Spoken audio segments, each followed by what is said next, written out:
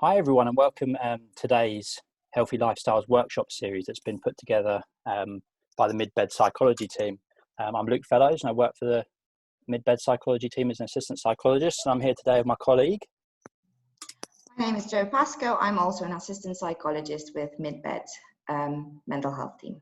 Fantastic. So today, as a part of this workshop series, we're going to focus on sleep. And the content we're going to look at today is what is sleep, why is it important, and what is its function. We're then going to look at 3 of many common factors that impact sleep, and then we're going to focus on sleep hygiene and how to help yourself. So why the focus on sleep? Well, modern lifestyles aren't conducive to good sleep, good gut health, and therefore to our mood. And modern lifestyles disrupt our natural circadian rhythms, and this has had significant implications for quality of sleep and mood. So for people who've had lots of difficult life events, difficult relationships, trauma, it seems their bodies are less able to manage variance to good lifestyle. So for example, late nights, lots of alcohol, little exercise, and low exposure to daylight.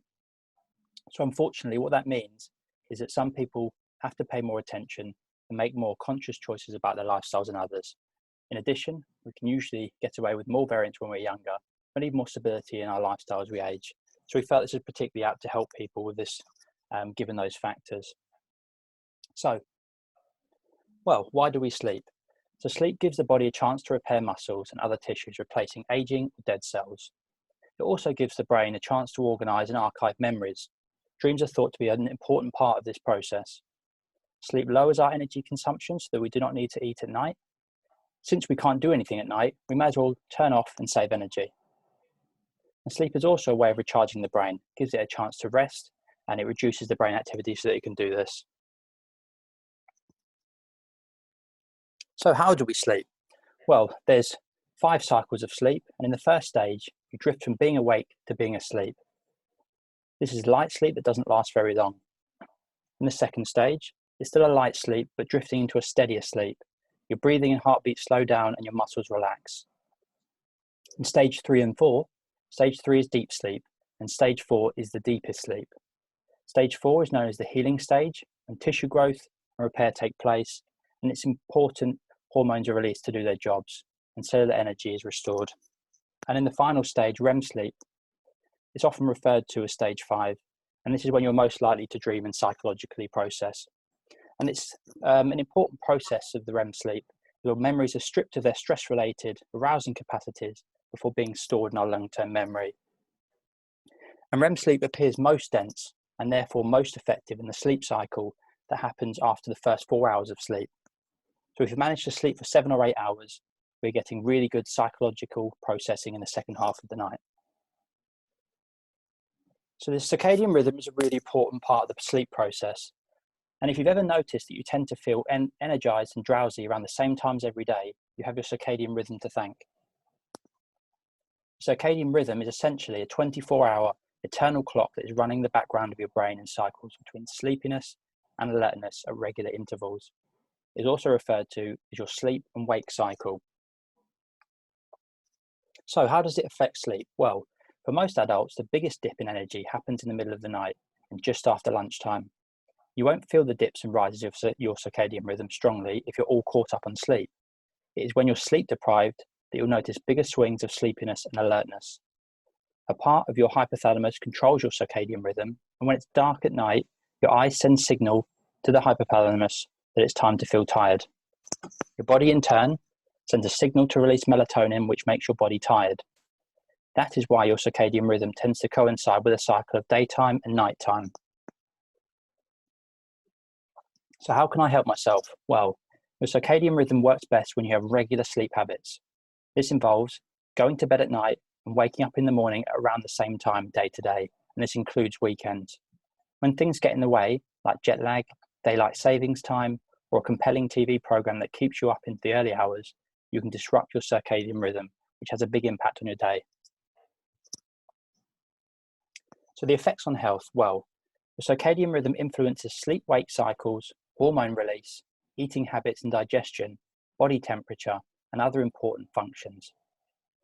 The biological clock that runs fast or slow can result in disrupted or abnormal circadian rhythms, and irregular rhythms have been linked to various chronic health conditions such as sleep disorders, obesity, diabetes, depression, bipolar disorder, and seasonal affective disorder.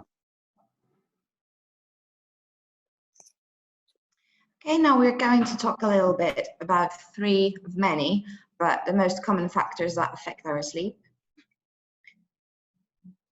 And the first factor that we're going to talk about is caffeine and adenosine.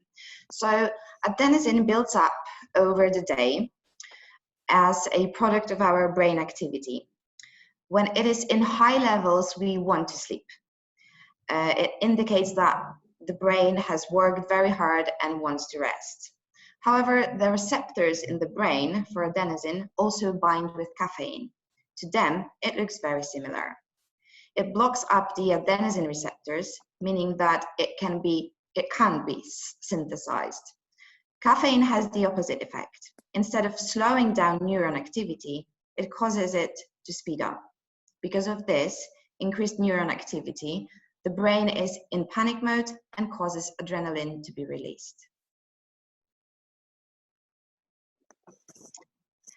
So drinking a big cup of coffee, for example, 200 milligrams at 3 p.m. will still leave us with 100 milligrams of caffeine in our system at 9 p.m.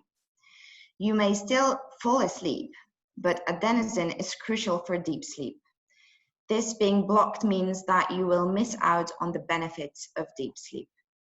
Missing out on deep sleep will mean that the next day you will feel worse and need caffeine on waking. This cycle continues and can leave you tired, depressed, and fighting splitting headaches.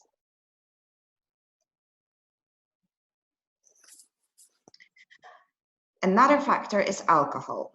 Alcohol might help you to fall asleep, but even just a couple of drinks can affect the quality of your sleep. Regular drinking can affect the quality of your sleep, making you feel tired and sluggish.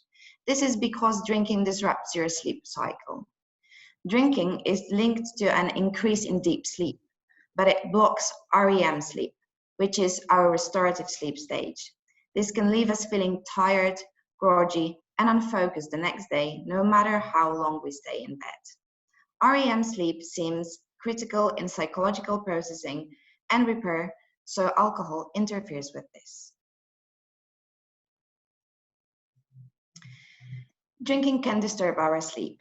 When you drink more than usual, you will have to get up in the night to go to the toilet. Also, alcohol is a diuretic, which means it encourages the body to lose extra fluid through sweat too, making you dehydrated. Alcohol causes your whole body to relax, including the muscles of your throat. This makes you more prone to snoring or sleep apnea. And our final factor that we wanted to talk about today is artificial light. And really, modern lifestyles expose us to much more artificial light and much less sunlight than we would need. Indoor lighting, no matter how strong, is nowhere near as good as natural daylight. Light is measured in a unit called lux, and even on a dark day, natural daylight has many more lux than indoor lighting. So, being outside for even 15 minutes each day makes a huge difference to our circadian rhythms, and therefore our sleep patterns, our metabolism, and our mood. If you take a look on the tables on the right-hand side, it gives a good indication of this.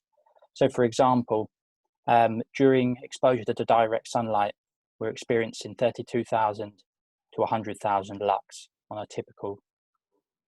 However, if you look on the bottom table, if we spend long periods of days in our office, supermarkets, factory, warehouse loading bays, anywhere where we're exposed to quite a significant exposure of artificial light, we're only getting between 750 and going down to anywhere as low as 250 and 50. So, as I've said, being exposed to natural daylight will really increase those chemicals that help us to feel sleepy. And it's a really important aspect of helping our circadian rhythm. And to add to that, the artificial light we typically experience when we're on our way to bed. So artificial light from screens on our devices interrupts our circadian rhythm because the screen light contains high levels of blue light waves.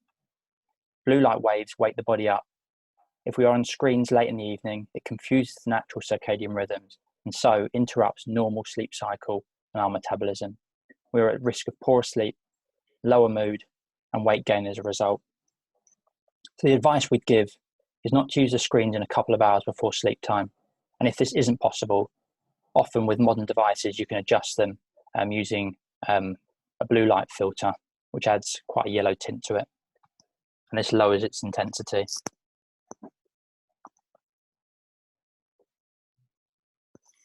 Okay, now we're going to talk a little bit about sleep hygiene and how to help yourself to have a little bit better sleep. So, what is sleep hygiene? Sleep hygiene is the term used to describe good sleep habits. Considerable research has gone into developing a set of guidelines and tips which are designed to enhance good sleeping, and there is a significant evidence to suggest that these strategies can provide long-term solutions to sleep difficulties. There are many medications which are used to treat sleep problems, but these tend to be only effective in the short term. Ongoing use of sleep medication may lead to dependence and interfere with developing good sleep habits independent of medication, thereby prolonging sleep difficulties. What we would advise is talk to your health professional about what is right for you, but we recommend good sleep hygiene as an important part of treating sleep problems, either with other strategies such as medication or psychological therapy, or on its own. Sleep hygiene, what we would suggest you can do to improve your sleeping. One of the best ways to train your body to sleep well is to actually go to bed and get up at more or less the same time every day. This regular rhythm will make you feel better and give your body something to work from. Don't take naps and only sleep when you are tired. Next, develop your own relaxing bedtime ritual. Some people find it useful to do relaxing stretches, breathing exercises, or sit calmly with a cup of caffeine-free tea. Taking a hot bath 1 to 2 hours before bed can be useful, and don't clock watch. Avoid caffeine and nicotine at least 4 to 6 hours before going to bed. These substances act as stimulants and interfere with your ability to fall asleep. Alcohol should be also avoided 4 to 6 hours before sleep. It interrupts the quality of sleep.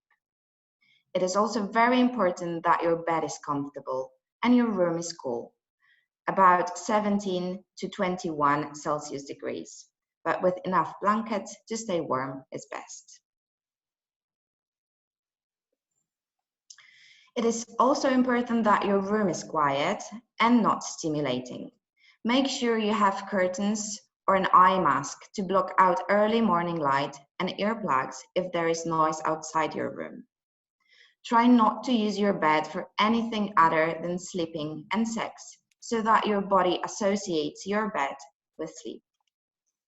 Regular exercise is a good idea to help with sleep. Morning walks are a great way to start the day feeling refreshed and a good way to expose yourself to daylight. However, we would discourage intense exercise late in the evening. A healthy, balanced diet will help you to sleep well, but timing is important. Some people find that a very empty stomach at bedtime is distracting, but a heavy meal soon before bed can interrupt sleep. Try to eat a balanced, healthy diet, but try to avoid fried or spicy food late in the evening if you get indigestion especially, but bananas, yogurts, or healthy cereal are quite good bedtime snacks. Meditation and yoga. These are very useful to calming the body and mind. They also appear to have value in helping us switch into sleep. So in order for good sleep, we need to build up a sleep pressure over the day, and we need a good switch to get us into sleep. Meditation and yoga are helpful with the switch. So thanks for viewing today's workshop, and we do, myself and Joe, hope you found it very useful. And if you did, we would encourage you to view the other workshops in our series, which focus on lifestyle balance, food and mood, to help give a good round package in terms of this this focus. So take care, and we hope you look forward to the further workshops in our series. All right. Thank you.